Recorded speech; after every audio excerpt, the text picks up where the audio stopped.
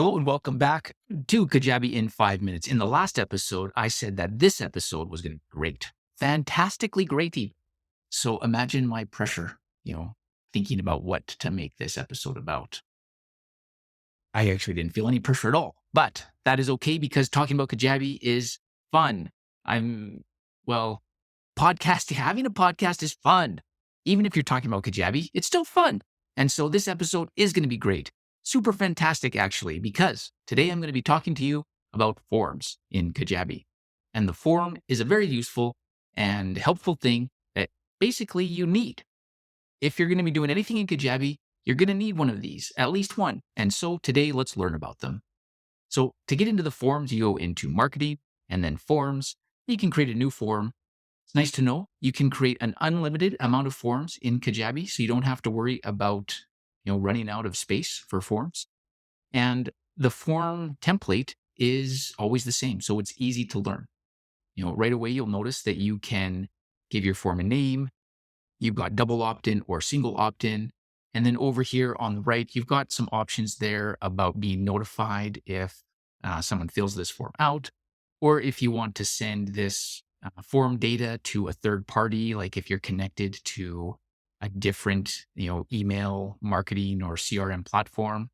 And you also can send people to a different place, a different landing page once the form is completed. And rolling down, you'll see you've got some options for, your double opt-in if you're choosing that. And then at the bottom, you've got automations, and that's it for the form space. So it's really simple and easy. But not everyone knows what double opt-in is or really how to use it properly. And so that's kind of important when you're considering a form. The double opt-in feature of a form is basically like saying to somebody, are you sure you want to subscribe to my marketing email or my email list by filling this form out? So the mechanics of it is someone fills your form out, and instead of being added to your list as a subscriber, they get an email sent to them. And that email says, by default, click here if you want to subscribe to marketing from this site. It's not a super awesome email. So I always recommend, if you're going to be using the double opt-in feature, to edit that email. But if someone goes into that email and clicks the button, then they become a subscriber on your email list, in your contacts list, and you'll be able to send marketing emails to them. So that is a great way to just really make sure that the people getting subscribed to your list are interested in being there. Sometimes people will just sign up and then unsubscribe immediately, and that doesn't do you any good. And that person probably wouldn't go through the process of going to that email and then clicking subscribe.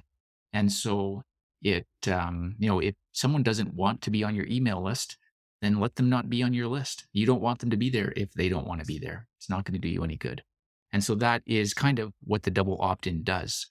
Now, I mentioned you can edit that email, and I recommend you do every time. But you can also edit a redirect page. So a scenario could be someone comes to your site, they fill in the details of the form, and then they get sent to a little landing page that says, hey, would you like to be on my email marketing list? You're not there yet. If you would like to be up to date with my content, go to your inbox and look out for this email and open it up and click that confirm button. And that is, that's how you do it. Not everybody's familiar about double opt-in forms. And so if someone might think that they are, subscribing to your list and getting access to all of your regular and great content, but not realizing they're not because they didn't do that step. And so if you want, you can design a little landing page that just gives a little bit of awareness and instructions to let people know what's going on. And that is what the double opt-in form is. Now, the single opt-in is really just filling the form out, subscribing. Now they're on your list. And so, that's what those two things are. And now this episode was so fantastic. There's even more to talk about. I'm going to just make another episode about forms so we can carry on and get to the rest of this stuff. So tune in for that one as well.